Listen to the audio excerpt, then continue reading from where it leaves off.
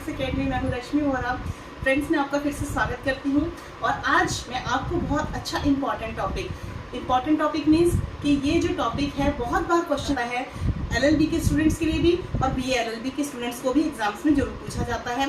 ये जुडिशरी के एग्जाम्स में भी आता है, इससे रिलेटेड केस लॉज पूछे जाते हैं और इस टॉपिक में को आप इंडियन कॉन्स्टिट्यूशन में कई बार पढ़ चुके हैं, सीआरपीसी में भी पढ़ चुके होंगे, आईपीसी में भी सुना होगा और ये इंपॉर्टेंट टॉपिक है जिसको लेके बच्चे कंफ्यूज भी रहते हैं कि ये क्या है, कैसे होता है। तो चलिए स्टार्ट करते हैं आज का टॉपिक, जिसका नाम है 5 तरह के रिट्स के बारे में आपने सुना होगा। मैंने पहले भी एक वीडियो बनाया था रिट्स का, तो मैंने एक ही रिट के बारे में उसमें बताया था। I think you must have seen my video. तो वो सीआरपीसी के अंदर रिट्स के टॉपिक में या फिर मैंने उसमें भी डाला हुआ है, ड्राफ्टिंग वाले एग्जाम के लिए भी मैंने वीडियो में बनाया था। तो उसमें सिर्फ रिट्स का मीनिंग बताया था। I will explain you all the 5 writs today. आज मैं आपको पांचों की पांचों रिट्स के बारे में बताऊंगी, इनकी इंपॉर्टेंस बताऊंगी, इनको कौन फाइल कर सकता है, किससे करवा सकते हैं, किसकी पावर है, कौन सी रिट इशू करने की किसकी पावर है। चलिए स्टार्ट करते हैं आज का topic, writs. 5 types of writ. सबसे पहले मैं आपको इसका इंट्रोडक्शन देती हूँ, रिट्स क्या है।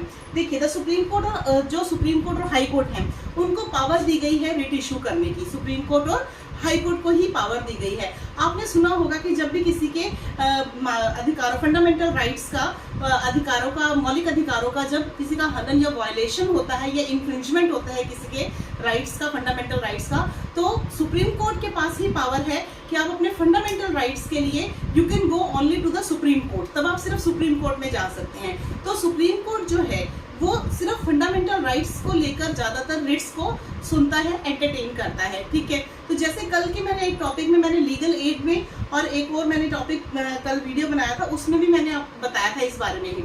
तो आपको देखेंगे कि supreme Court is the apex court, उसके पास ही पावर है, वो सुपीरियर कोर्ट है, सबसे बड़ा कोर्ट सुप्रीम कोर्ट है हमारे देश का। इंडियन कॉन्स्टिट्यूशन के अंदर इन रिट्स के बारे में एक्सप्लेन में बताया गया है, उनको पावर दी गई है कि किस किस के पास क्या क्या पावर है।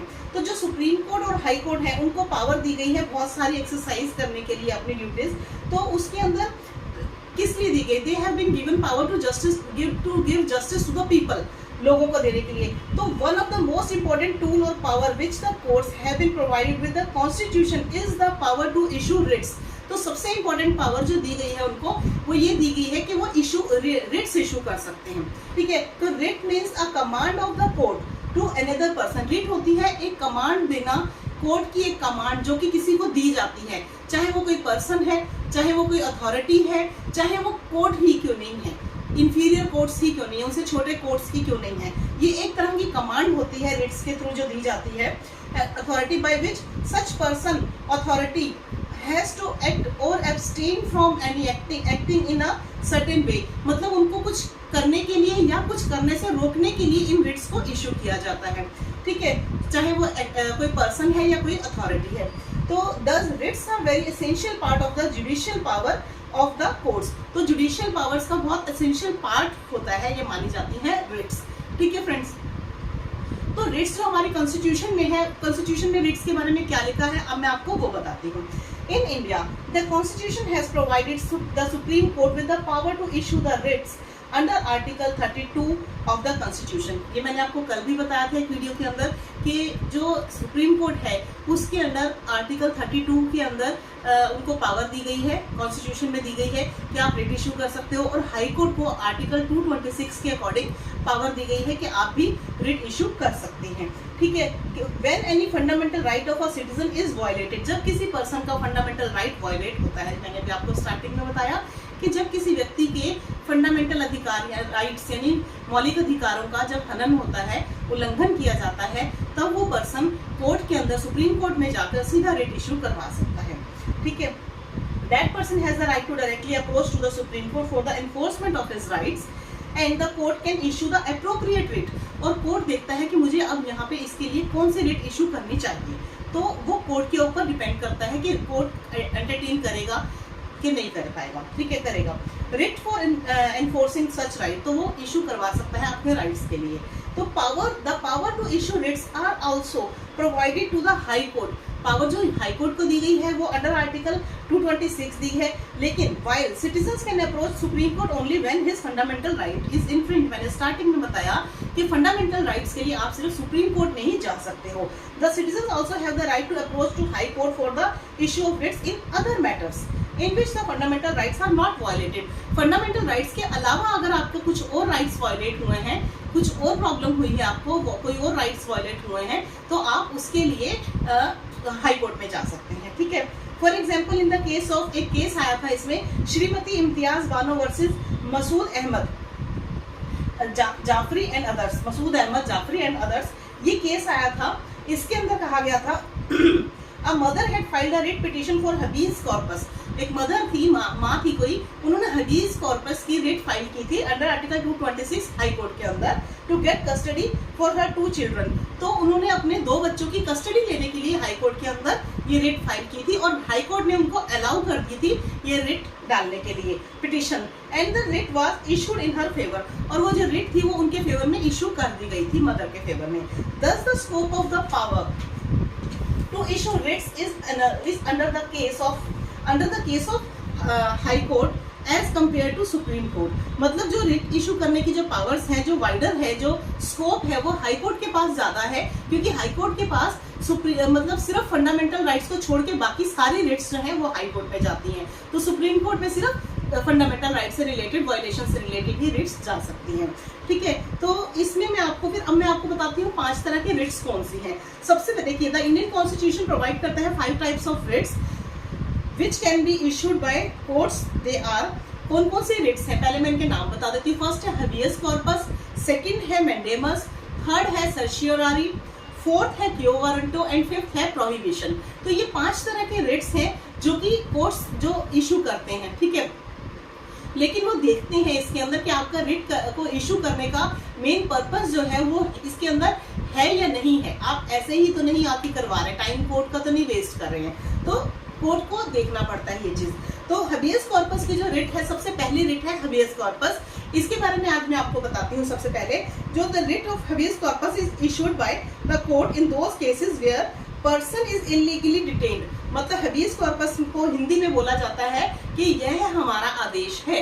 इसके अंदर क्या हुआ था, इसमें क्या होता है, ये रिट इसलिए इशू की गई थी कि इसमें ये देखा जाता है कि अगर किसी व्यक्ति को पुलिस ने या किसी ने जानबूझकर डिटेन कर लिया है, आपने कैद में रख लिया है, जेल में रख लिया है, पुलिस कस्टडी में रख लिया है, उसको मजिस्ट्रेट के पास आपने लेके नहीं गए। जैसे कि कहा गया है कि आप 24 घंटे से ज्यादा किसी व्यक्ति को जेल में बंद नहीं रख सकते जब तक कि उसको मजिस्ट्रेट के पास प्रेजेंट ना किया जाए। अगर आपने किसी चोर को या किसी भी व्यक्ति को, अपराधी को आपने अरेस्ट किया है, तो आपको 24 घंटे के अंदर अंदर पुलिस को ये ऑर्डर है, ये पुलिस की ड्यूटी है that he has to present the person before the magistrate. जब तक मजिस्ट्रेट उसके लिए कुछ ऑर्डर नहीं करेगा तब तक आप उसको कहीं पे कस्टडी में 24 घंटे से ज्यादा नहीं रख सकते।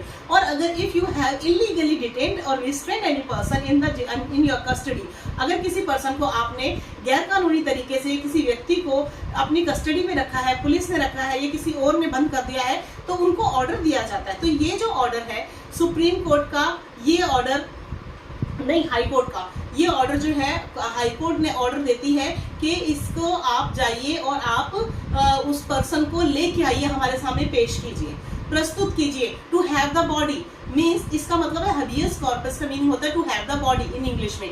आपके पास वो पर्सन है, बॉडी का मीन्स वो पर्सन लाइव जिंदा है आपके पास, तो आप उसको कोर्ट में पेश कीजिए आपके पास। और इसके लिए आप जो पुलिस को ऑर्डर दिया जाता है कि आप हमें रीजन बताइए कि आपने उनको अपनी कस्टडी में किस लिए रखा है। ठीक है, अब तो ये जो रिट होती है ये वो पर्सन खुद भी फाइल कर सकता है कोर्ट में, ठीक है, या उसकी फैमिली मेंबर्स भी कर सकते हैं। तो ये अगर किसी व्यक्ति को लगता है कि हमारे पर्सन को, हमारे किसी फैमिली मेंबर को, दोस्त को, रिश्तेदार को जानबूझकर पुलिस ने कस्टडी में रखा हुआ है, उसका कोई अपराध नहीं है, या फिर अगर छोटा मोटा अपराध है और उसको कोर्ट में पेश नहीं कर रहे हैं, वो जज के सामने, मजिस्ट्रेट के सामने नहीं लेके गए अभी तक, उसकी कोई रिपोर्ट नहीं है, उनका कोई रिकॉर्ड नहीं है, इनके पास कोई प्रूफ नहीं है उसको अरेस्ट करने का या अपने कैद में रखने का, तो कोई भी व्यक्ति कोर्ट में ये रिट इशू करवाने के लिए एप्लीकेशन दे सकता है कि दैट द पुलिस और this person has illegally detained और रिस्ट्रेन्ड आवर पर्सन। ठीक है, हमारे पर्सन को, हमारे जो भी व्यक्ति है उसको जानबूझकर गैर कानूनी तरीके से इन्होंने अपनी कस्टडी में बंद कर रखा है। तो इस चीज के लिए जो हाई कोर्ट है वो पर्सन को या पुलिस को जिन्होंने भी कैद में रखा हुआ है गैर कानूनी तरीके से, उनको ऑर्डर दिया जाता है इसके अंदर कि that please you present the person in front of us in the court. आप कोर्ट के अंदर उनको लाइए। फिर उसके अंदर पुलिस को ये कोर्ट की सेटिस्फेक्शन देने के लिए, जब तक कोर्ट सेटिस्फाई नहीं हो जाता, आपके पास कोई वैलिड प्रूफ नहीं है कि आपने उस व्यक्ति को क्यों कैद में रखा है, वैलिड रीजन नहीं है आपके पास, तो फिर उस व्यक्ति को उसी समय रिहाई मिल जाती है। तो ये जो रिट होती है हबियस कॉर्पस की, अपने पर्सन को इलीगल डिटेंशन से निकलवाने, छुड़ाने के लिए ही इशू की जाती है। ठीक है, तो इसके अंदर ये एक प्रकार का कानूनी आज्ञा पत्र होता है जिसके द्वारा किसी गैर कानूनी कारणों से गिरफ्तार व्यक्ति को रिहाई मिल सकती है। ठीक है, तो but this writ, by this writ the court command the person or authority who has detained or restrained another person to present such person before the court. The court requires the detaining person to provide the grounds. court बोलते हैं कि आप हमें grounds दीजिए on which the person has been detained, किस reason से, किन कारणों से आपने इस व्यक्ति को कैद में रखा हुआ है। and if he fails to provide a valid grounds, अगर वो फेल हो जाते हैं, वैलिड ग्राउंड्स नहीं दे सकते, उनके पास कोई वैलिड रीजन नहीं होता, the person who has been detained will be released by the court immediately. तो वो पर्सन उसी समय कोर्ट के द्वारा छोड़ दिया जाता है, आजाद कर दिया जाता है। तो इसमें ठीक है, तो ये है हबीज कॉर्पस की रिट। तो अब इसके अंदर जो रूल्स हैं regarding the writ of habeas corpus, ये मैं आपको इसके रूल्स बता देती हूँ कि ये क्यों इशू की जाती है, इसका क्या है। Following are the rules related to writ of habeas corpus. इसके रूल्स हैं कि the applicant should be the in custody of another. इसके लिए इसके कैरेक्टरिस्टिक्स भी कह सकते हैं इसके कि भाई ये इसमें क्या क्या एसेंशियल एलिमेंट्स भी कह सकते हैं इसको कि एसेंशियल एलिमेंट्स क्या होने चाहिए ये रिट इशू करवाने के लिए हबियस कॉर्पस की। इसमें ये है कि एक पर्सन जो है वो कोर्ट उसमें कस्टडी के अंदर किसी भी पर्सन की applicant should be in custody of another, दूसरे पर्सन की कस्टडी में होना चाहिए। सेकंड है usually the detained person and his family members are allowed to file an application. इसके अंदर फिर उसके फैमिली मेंबर्स या खुद वो पर्सन डिटेन्ड है जो वो फाइल कर सकता है an application for habeas corpus, but the court has also allowed such application by strangers if it is done in public interest. अगर कोई और पर्सन है तो मैं उसके लिए भी जाके रिट के लिए एप्लीकेशन दे सकती हूँ, क्योंकि अगर मैं चाहती हूँ कि ये पब्लिक इंटरेस्ट में है, अगर बहुत सारे लोगों के इंटरेस्ट में है, वो लोग कह रहे हैं कि हमारे व्यक्ति को जानबूझ के पुलिस पकड़ के ले गई, उसको अरेस्ट कर रखा है, तो कोई भी थर्ड पर्सन, कोई स्ट्रेंजर, मैं, कोई भी आप, कोई भी जाके उस व्यक्ति के लिए, आपके अड़ोस पड़ोस का कोई व्यक्ति है, मोहल्ले का, एरिया का है, आपके ऑफिस का है, तो आप भी जाके ये रिट के लिए एप्लीकेशन कोर्ट में दे सकती हैं। थर्ड है the manner prescribe for filing this writ is not necessary. इसके लिए कोई मैनर नहीं है, प्रेस्क्राइब नहीं किया गया कि आपको ऐसे ही फॉर्मेट में रिट की एप्लीकेशन देनी है। ठीक है, सो both formal and informal application in respect of writ is accepted by the court। तो इसमें आप कोई भी नॉर्मल एक लेटर या एप्लीकेशन लिख सकते हैं कोर्ट को कि ये आप रिट इशू कीजिए, इस पर्सन को जानबूझकर गैर कानूनी तरीके से हमारे पर्सन को, व्यक्ति को अरेस्ट करके डिटेन करके रखा गया है। ठीक है, तो इसमें एक केस आया था सुनील बत्रा वर्सेस दिल्ली एडमिनिस्ट्रेशन का केस आया था। उसके अंदर सुप्रीम कोर्ट ने एक्सेप्ट की थी application made through a letter by a co convict a stranger. कोई को कन्विक्ट था, वो भी स्ट्रेंजर ही था, पकड़ा हुआ कोई व्यक्ति था, due to the inhuman treatment of prisoners. मतलब उसने ये देखा था कि इसमें कैदियों की बहुत गलत तरीके से उनके साथ बिहेव किया जा रहा है, कैदियों के साथ अच्छा व्यवहार नहीं किया जा रहा जेल के अंदर। तो किसी और को कन्विक्ट, कोई और कन्विक्ट पर्सन था जिसको अरेस्ट कर रखा था, उन्होंने ये रिट एप्लीकेशन दी थी कि आप यहाँ पे हालात खराब हैं, यहाँ पे जेल की कंडीशन अच्छी नहीं है, तो आप प्लीज ये रिट इशू कीजिए, ठीक है। तो इसके अंदर in this case the letter was accepted by as an application and the writ of habeas corpus was issued. तो ये लेटर को एक्सेप्ट कर लिया गया था और हबीज कॉर्पस की रिट जो थी वो इशू कर दी गई थी। तो ये केस का नाम था सुनील बत्रा वर्सेस दिल्ली एडमिनिस्ट्रेशन।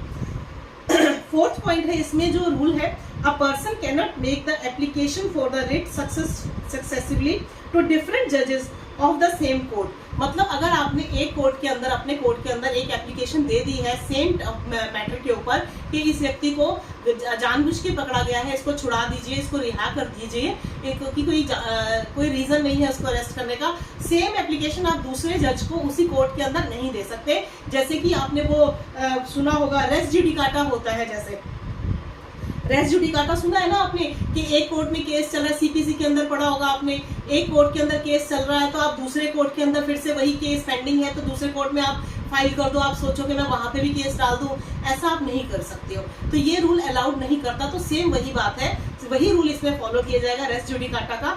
अगर एक जज को आप एप्लीकेशन दे चुके हो हबीज कॉर्पस की रिट इशू करने की, तो सेम मैटर पे आप दूसरे जज को उसी कोर्ट के अंदर आप नहीं एप्लीकेशन नहीं दे सकते, ठीक है। तो ये थे रूल्स। तो एक रूल हो रहा है, this writ will apply in case of an arrest made by the police when all the formalities and procedures which are required to be followed are not followed. मतलब अगर जो पुलिस ने अगर किसी व्यक्ति को अरेस्ट किया है तो उनको जो प्रोसीजर फॉलो करना चाहिए, जैसे कि अरेस्ट करने के बाद में मजिस्ट्रेट के पास ले जाना या कोर्ट में 24 घंटे में ले जाना जरूरी होता है, और उन्होंने ऐसा नहीं किया है, तो ही आप इसके लिए आप एप्लीकेशन दे सकते हैं, एप्लीकेशन, ओके। तो इसमें ये था आपको हबीज कॉर्पस का। अब मैं आपको बताती हूँ सेकंड, रिट ऑफ मैंडेमस। इसके बारे में बताती हूँ। हबीज कॉर्पस की आई थिंक आपको समझ में आ गई होगी। तो मैंडेमस की रिट के बारे में बताती हूँ, जिसका मीनिंग होता है परम आदेश, ऊपर से आदेश देना, ठीक है। ऊपर से मतलब सुपीरियर अथॉरिटी जो है इंफीरियर अथॉरिटी को आदेश देती है या ऑर्डर देती है। इसके बारे में मैं आपको बताती हूँ। देखिए फ्रेंड्स, मैंडेमस की जो रिट है उसमें कहा जाता है कि इसमें आदेश दिया जाता है। Mandamus is another important writ which is provided for the by the Indian Constitution. In the writ of mandamus, the superior courts order the inferior courts to do an act or to abstain from doing an act. Means इसमें superior court जो होता है, कोई भी बड़ा court अपने से छोटे कोर्ट को किसी काम को करने या किसी काम को करने से रोकने के लिए ही ऑर्डर देता है, ठीक है। आपको परम आदेश से मीनिंग समझ में आ गया होगा कि जब कोर्ट को लगता है कि इनको ये काम करना चाहिए या ये काम नहीं करना चाहिए, तो सुपीरियर कोर्ट, जैसे supreme court, high court, district courts को ऑर्डर दे सकते हैं कि आप ये काम कीजिए या ये काम मत कीजिए। तो चाहे वो उसमें जो इंफीरियर जो होते हैं उसमें डिस्ट्रिक्ट कोर्ट्स हो सकते हैं, ट्रिब्यूनल्स हो सकते हैं, बोर्ड्स हो सकते हैं जो उनके अंडर आते हैं, सबऑर्डिनेट हैं, ठीक है। या फिर कोई कॉर्पोरेशन है या any other type of administrative authority ही क्यों ना हो, उनको ऑर्डर दिया जाता है इसमें। In India the supreme Court is the apex court. Supreme Court apex court है, therefore it has the power to issue the writ of mandamus even against the high Court. तो इसमें सुप्रीम कोर्ट के पास power है कि वो high court के against भी mandamus की रिट फाइल कर सकते हैं। मतलब अगर सुप्रीम कोर्ट को लगता है कि हाई कोर्ट को ये काम नहीं करना चाहिए, उसको स्टॉप करना चाहिए, स्टॉपेज नहीं बोला जाता इसको, स्टॉप की अलग रिट है, तो इसमें काम को सिर्फ मना किया जाता है कि आप ये काम मत कीजिए या ये वाला काम आप कीजिए। तो ये ऑर्डर किसी भी तरह का हो सकता है। तो सुप्रीम कोर्ट हाई कोर्ट को भी दे सकता है, हाई कोर्ट अपने लोअर कोर्ट्स को भी दे सकते हैं इसके अंदर, ठीक है। High courts have also been provided with the power to issue such writs. High court भी दे सकते हैं under article 226। So a high court shall can issue writ under article 226 only to the inferior courts as the trial court of a district. District के trial court को भी high court जो है वो इसी अंडर आर्टिकल 226 के अंदर order दे सकता है। तो ये रिट जो है यूजफुल है, this is very useful for enforcing the duty which is required to be done by law और by office which a person holds. तो ये जो रिट है ये ऑर्डर दिया जाता है, इसमें एनफोर्स किया जाता है, आप अपनी ड्यूटी पूरी कीजिए। ड्यूटी करने के लिए ऑर्डर दिया जाता है, चाहे वो कोई पर्सन है, कोई ऑफिस है, कोई लॉ बाइंडिंग अथॉरिटी है, ठीक है, उसको दिया जाता है। जज, फॉर एग्जाम्पल द जज of a court has a duty to follow the principles of natural justice. जजेस को भी ये ऑर्डर होता है कि आप जो है नेचुरल जस्टिस के रूल्स को, प्रिंसिपल को फॉलो करेंगे। अगर वो जजेस भी अपना काम ठीक से नहीं करते हैं, अगर वो ड्यूटी नहीं करते, ये उनकी ड्यूटी है, तो this is their duty to follow the principle of natural justice. If they are not doing और they are not doing, they are performing their duty, so the superior court also can also issue a writ against that जजेस also. तो उन जजेस के खिलाफ against भी ऐसी writ issue की जा सकती है। One of the most important point about the writ of mandamus is that it can not be issued against a private person. किसी प्राइवेट पर्सन के अगेंस्ट पे नहीं की जा सकती। कोई गवर्नमेंट ऑफिशियल है, कोई अथॉरिटी है, लीगली बाउंड है, जैसे कोई अथॉरिटी आपको पब्लिक ड्यूटी दे रखी हुई है, पब्लिक ऑफिशियल है कोई, उनके खिलाफ आप ये रिट इशू करवा सकते हैं।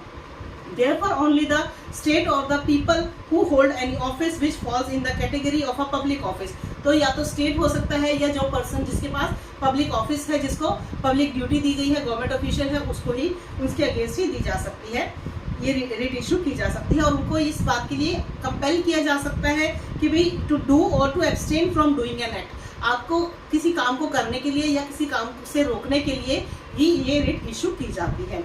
ठीक है, ग्राउंड्स अभी आपको समझ में आ गई होंगी कि इसके अंदर क्या है। ये रिट इशू कब की जा सकती है कि पिटिशनर का राइट जो है रिकॉग्नाइज होना चाहिए by law.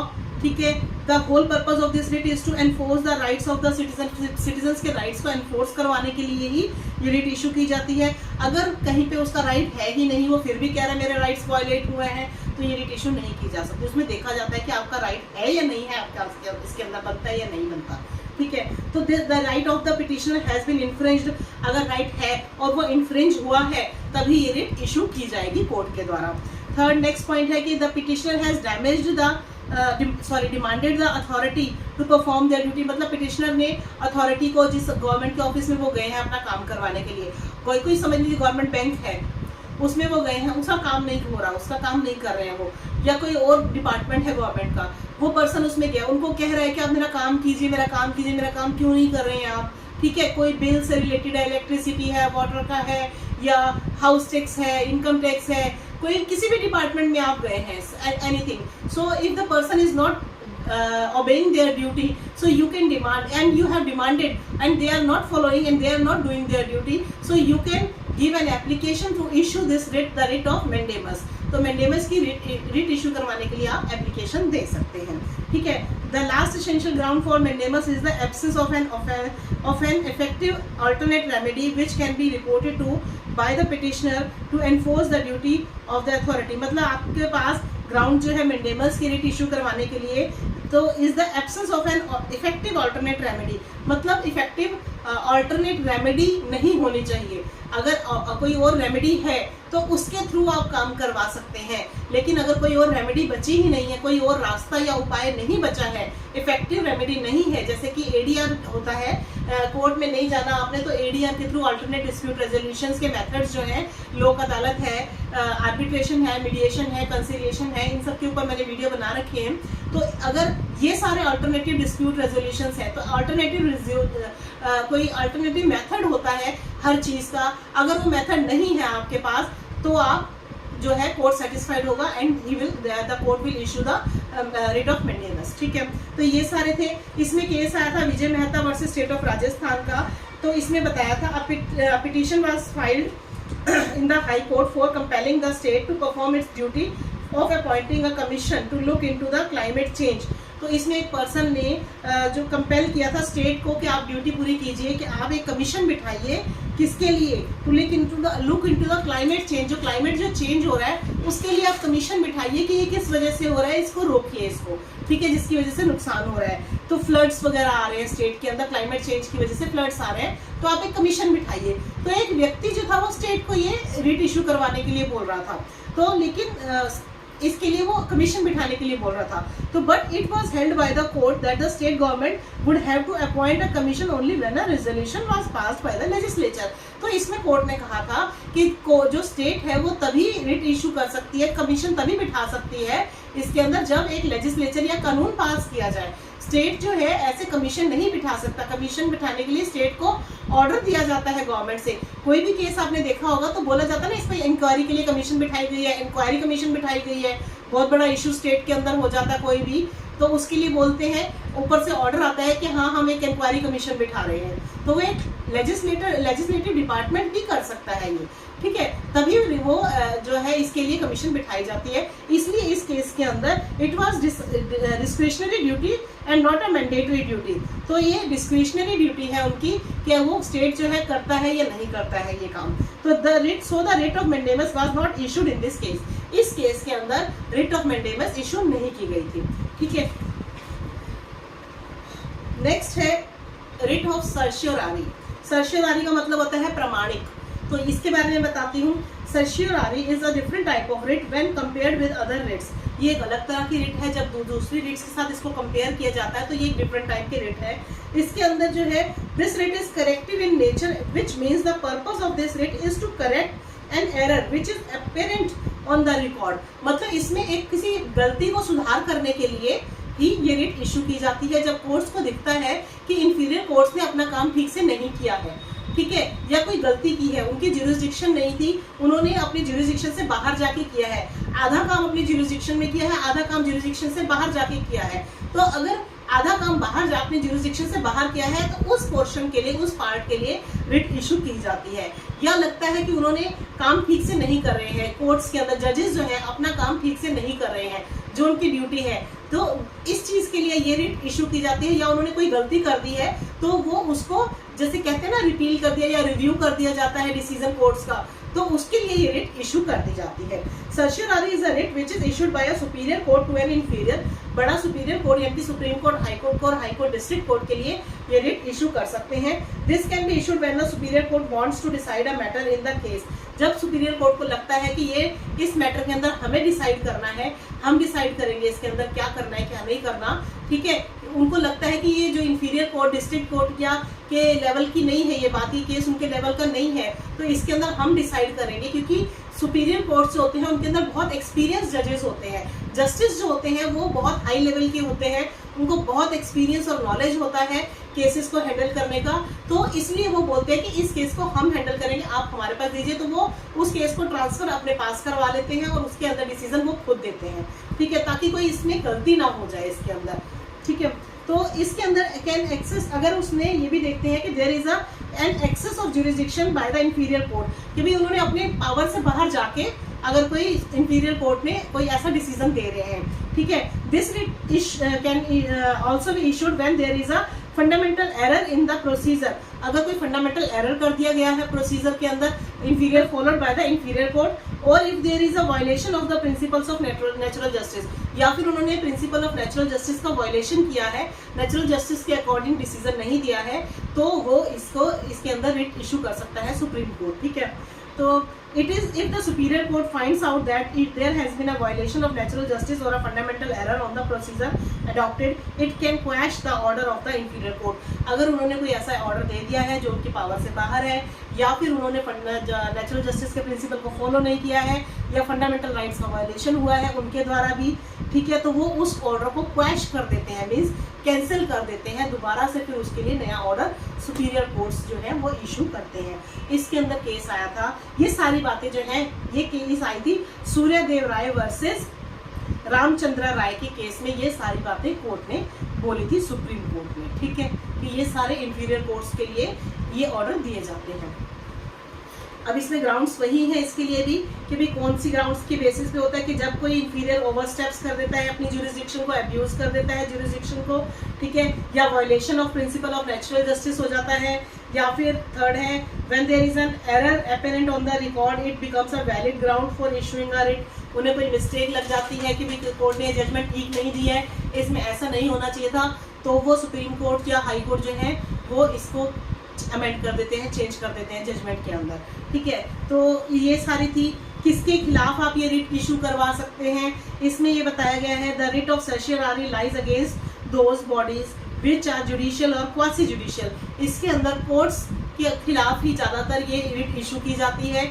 Superior court, inferior court, superior मतलब बड़ा कोर्ट जैसे कि हाई कोर्ट या सुप्रीम कोर्ट, और इंफीरियर कोर्ट यानी कि छोटे कोर्ट, सबऑर्डिनेट कोर्ट्स को इंफीरियर बोला जाता है। उस तो छोटे कोर्ट के खिलाफ बड़ा कोर्ट जो है ऐसा ऑर्डर पास कर सकता है, ऐसी रिट इशू की जा सकती है सर्शियोरारी की। ओके, तो ये बॉडीज जो है वो जुडिशियल या क्वासी जुडिशियल बॉडीज हो सकती हैं।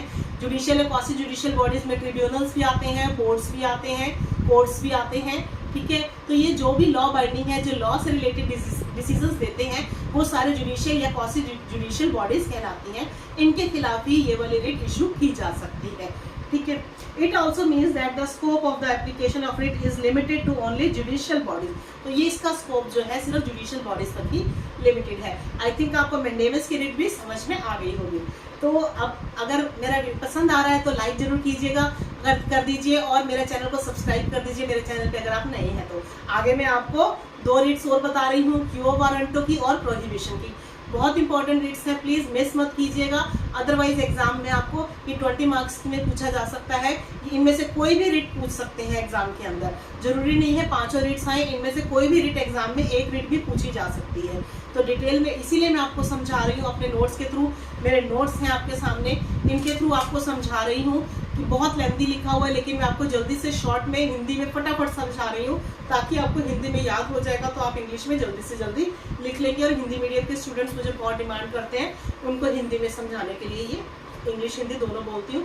मेरा गला थक जाता है, प्लीज़ वीडियो को लाइक कर दिया कीजिए, बहुत मेहनत करते हैं आप सबके लिए, ठीक है। बढ़ते हैं नेक्स्ट रिट की तरफ, जो है क्यो वारंटो। इसमें होता है, क्यो वारंटो का मतलब होता है अधिकार प्रच्छ, हिंदी में बोला जाता है कि एक व्यक्ति से ये पूछा जाता है आपने किस अधिकार के तहत ये काम किया है, आपको कौन सा राइट था, आपको कौन सा अधिकार, किसने अधिकार दिया ये काम करने का, ठीक है। ये मीनिंग होता है इस क्यो वारंटो का, कि आपसे क्वेश्चन पूछा जा रहा है कि आपने किस अधिकार के तहत ये किया, तो इस काम के लिए ये वाली रिट इशू की जाती है क्यो वारंटो की।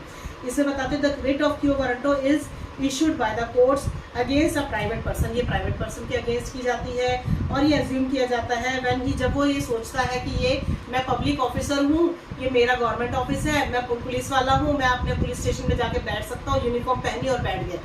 कोई भी गवर्नमेंट ऑफिशियल अपने आप को समझ के, जैसे कई लोग करते हैं ना, कोई सीबीआई ऑफिसर बन के पहुंच जाता है कहीं पे, कोई पुलिस ऑफिसर बन के पहुंच जाता है, कोई और किसी और तरह का ऑफिसर गवर्नमेंट ऑफिसर बन के कहता है जी अपना झूठा आई कार्ड दिखाया, मैं तो ये ऑफिसर हूँ। किसी के भी घर में घुस जाते हैं, कहीं पे भी ऑफिस में घुस के बैठ जाते हैं, किसी से भी पैसा लेना या कुछ भी टैक्स वसूलना शुरू कर देते हैं, कुछ भी कर देते हैं। तो ये उन लोगों के लिए है जो अपने आप को समझते हैं कि हम गवर्नमेंट ऑफिशियल हैं, हम बैठ सकते हैं, ये हमारा ऑफिस है, हम यहाँ पे बैठेंगे, ये हमारी ड्यूटी है करने की। तो उनसे ये पूछा जाता है आप किस अधिकार के तहत आपने ऐसा किया, आप लोग को किसने ये कहा था काम करने के लिए, ठीक है। तो ये एक याचिका है जिसके माध्यम से किसी व्यक्ति को यह पूछा जाता है कि उसने किस अधिकार या शक्ति के तहत अमुक काम किया है या निर्णय लिया है, आपने किससे पूछ के ये काम किया, कौन सा अधिकार राइट था आपका। तो this is to prevent people from taking over public offices. तो लोगों को ये रोकने के लिए, इस चीज़ को रोकने के लिए कि आपके पास जब कोई अधिकार नहीं है तो आप पब्लिक ऑफिस में नहीं बैठ सकते, आप अपने आप को पब्लिक ऑफिसर मत समझिए, ठीक है। तो इसके अंदर यही था, इसमें केस आया था Niranjan Kumar Goenka versus university of Bihar Muzaffarpur.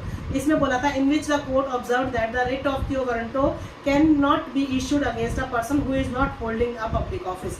उस व्यक्ति के खिलाफ ये रिट इशू नहीं हो सकती जिसने कोई पब्लिक ऑफिस नहीं है, जिसका अपने आप को पब्लिक ऑफिसर नहीं समझ रहा, जो नहीं बोल रहा कि मैं कोई पब्लिक ऑफिसर हूँ, ऐसे किसी व्यक्ति के खिलाफ आप रिट इशू ये नहीं करवा सकते। तो ये इस केस के अंदर आया था, Niranjan Kumar Goenka versus university of Bihar Muzaffarpur. Last writ के बारे में बता रही हूँ, प्रोहिबिशन की रिट। प्रोहिबिशन से आपको मीनिंग समझ में आ गया होगा। प्रोहिबिशन का मतलब होता है रोक लगाना, स्टॉपेज करना। प्रोहिबिशन का मीनिंग सबको पता है। प्रोहिबिशन मतलब रोकना, मतलब कई जगह पे लिखा होता है ना प्रोहिबिटेड एरिया, मतलब इस एरिया में आप नहीं जा सकते हो, यहाँ पे आप रुक जाइए। प्रोहिबिटेड एरिया मतलब इससे आगे अलाउड नहीं है, तो ये प्रोहिबिशन का मतलब होता है। तो इसमें होता है कि कोई स्टे ऑर्डर पास कर दिया जाता है, जैसे कि किसी चीज़ में, बताती हूँ आपको, इसमें समझाती हूँ। The last writ can be issued under the Constitution is the writ of prohibition.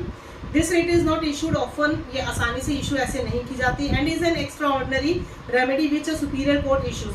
ये एक extraordinary remedy है जो कि superior court issue करते हैं, बड़े कोर्ट सुप्रीम या हाई कोर्ट issue कर सकते हैं। Issues to an inferior court या ट्रिब्यूनल या किसी अपने छोटे कोर्ट को या ट्रिब्यूनल को इशू कर सकते हैं। For stopping from deciding a case, किसी केस को डिसाइड करने से पहले ही उनको रोक दिया जाता है कि भाई आप इस केस को डिसाइड मत कीजिए, ठीक है। Because these courts do not have jurisdiction, क्योंकि अगर कोर्ट को लगता है, सुपीरियर कोर्ट को, कि इनके पास तो जुरिस्डिक्शन ही नहीं है। कई बार जो लोग होते हैं गलत कोर्ट्स में चले जाते हैं, उनको पता ही नहीं होता कि हमारा, कई बार वकील एडवोकेट्स ही नहीं बताते हैं, जानबूझ के पैसा लेने के लिए भी गाइडेंस देते हैं, मिसगाइड करते हैं लोगों को। किसी उनको देखिए, अब पहले अगर आपको एक बात बताइए, जो सबसे पहले डिस्ट्रिक्ट कोर्ट के अंदर केस जाना चाहिए, अगर कोई एडवोकेट उसको या कोई व्यक्ति कहे मैं तो सीधा हाई कोर्ट में केस डालूंगा, मैं तो सुप्रीम कोर्ट में केस डालूंगा, अगर वो हाई कोर्ट में डाल देता है या डलवा देता है वकील से ज़बरदस्ती, ठीक है ना, और हाई कोर्ट भी देखते हैं तो वो करने लगते हैं, तो सुप्रीम कोर्ट को पता चलता है कि ये कहाँ से इनके पास आ गया केस, ये तो इनके पास तो पावर ही नहीं है। या फिर जो छोटा डिस्ट्रिक्ट कोर्ट है उसके अंदर उनकी पावर जितनी दे रखी है 1 लाख रुपए तक के केस की, या जब सिविल कोर्ट में आप क्रिमिनल केस डाल रहे हैं, इनके पास तो जुरिस्डिक्शन ही नहीं है करने की। सिविल कोर्ट क्रिमिनल केस को कैसे कर लेगा, सिविल जज कैसे कर लेगा क्रिमिनल केस को हैंडल। तो जिस जज के पास या जिस कोर्ट के पास जितनी पावर है वो उतने ही केसेस ले सकते हैं। हर एक की जुरिस्डिक्शन अलग अलग होती है। ये मैंने हायरार्की ऑफ कोर्ट्स के अंदर के वीडियो के अंदर अपने बना रखा है, आप देख सकते हैं। जो हायरार्की ऑफ कोर्ट है उसके अंदर साफ लिखा है किस जज के पास कितने साल की सज़ा देने की, कंपेंसेशन की, कितनी पेनल्टी लगाने की, ठीक है, कितना फाइन लगाने की, कितने साल की सज़ा की पावर है, ड्यूटी है, हर एक के पास अलग अलग है। तो जिसके पास जितने की, आपका जितना बड़ा केस है, सिविल केस है, 1 लाख रुपए तक का आपका नुकसान हुआ है, तो आप 1 लाख रुपए तक की जुरिस्डिक्शन वाले कोर्ट में जा सकते हैं, उससे ऊपर वाले में नहीं जा सकते। आप छोटे वाले में चले गए हो, 1 लाख तक की उसकी पावर ही नहीं है, ऊपर वाला कोर्ट मना कर देगा, आपके पास तो पावर ही नहीं है, आप कैसे ये करें, ये केस को ट्रांसफर कीजिए। तो ये इसको कहा जाता है स्टॉपेज करना या फिर प्रोहिबिशन लगाना, कि ये केस की पावर जुरिस्डिक्शन आपके पास नहीं है, क्योंकि हर कोर्ट को उनकी पावर जुरिस्डिक्शन दे रखी हुई है, डिसाइडेड है, इट इज ऑलरेडी डिसाइडेड कि भाई किसके पास कितने की जुरिस्डिक्शन है, आप कितने लाख तक का केस अटेंड कर सकते हो, कितने करोड़ तक का केस आपके कोर्ट में आ सकते हैं, ठीक है, कितने तक के फाइन या पेनल्टी के लिए आ सकते हैं, कितने तक की सजा का प्रावधान आपके केस में है, कोर्ट में है। कुछ किसी के पास 2 साल तक की सजा का है, किसी के पास 3 की, किसी के पास 5 की, किसी के पास 10 का। तो सबकी अलग अलग ये बना रखे हुए हैं कि आप कितने तक की सजा के लिए कौन से कोर्ट में जाओगे, कितने कंपेंसेशन के लिए किस कोर्ट में जाओगे। तो हर एक की जुरिस्डिक्शन के हिसाब से कोर्ट देखता है, सुप्रीम कोर्ट को दिखता है कि अगर कोई कोर्ट अपनी जुरिस्डिक्शन से बाहर ऐसा काम कर रहा है तो उस पर रोक लगा दी जाती है। This is called writ of prohibition, उसको प्रोहिबिशन के रिट बोला जाता है, ठीक है। If the court or tribunal does not have jurisdiction and still decides the case, it will be an invalid judgment. अगर फिर भी ऐसा कोई कोर्ट या ट्रिब्यूनल ऐसा जजमेंट दे देते हैं जो उनकी जुरिस्डिक्शन में नहीं है, तो उसको इनवैलिड कर दिया जाता है। Because for an act to be legal it should have the sanction of law. इसको लीगल होने के लिए सैंक्शन ऑफ लॉ होनी चाहिए, लेकिन सैंक्शन ऑफ लॉ इसमें नहीं अभी दी गई है। जब तक जिसके पास जितनी सैंक्शन है उतना ही आप कर सकते हैं और जजमेंट दे सकते हैं। देखिए, इफ एग्जाम्पल के लिए बताती हूँ, if a district court is hearing an appeal against the judgment of high court, अगर कोई डिस्ट्रिक्ट कोर्ट हाई कोर्ट के अगेंस्ट जजमेंट की अपील ले रहा है, अटेंड कर रहा है, तो ये तो गलत हो गया ना। This is an act is bound to be prohibited, क्योंकि इसको फिर प्रोहिबिट कर दिया जाएगा, क्योंकि डिस्ट्रिक्ट कोर्ट हाई कोर्ट के केस की जजमेंट अगर आई है तो उसकी अपील डिस्ट्रिक्ट कोर्ट में नहीं जाएगी।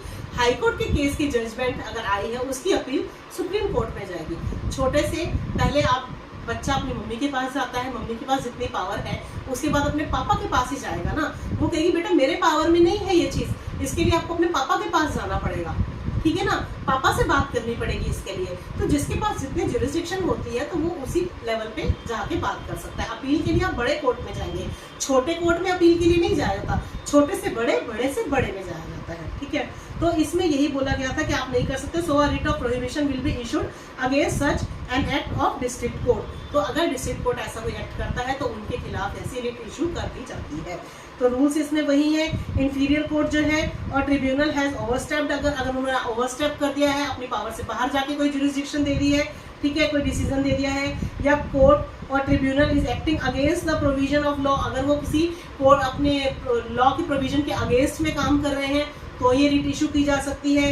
या फिर in case where the court is partly acting with in its jurisdiction, जैसे मैंने स्टार्टिंग में बताया था, आधा वो अपने जुरिस्डिक्शन के अंदर की डिसीजन या जजमेंट दे रहे हैं, आधे अपने जजमेंट जुरिस्डिक्शन से बाहर जाके दे रहे हैं, उनके पास पावर ही नहीं है, तो जितना बाहर जाके करेंगे उसके ऊपर रिट इशू हो जाएगी, ठीक है। फिर this writ can be issued only when the proceeding are pending.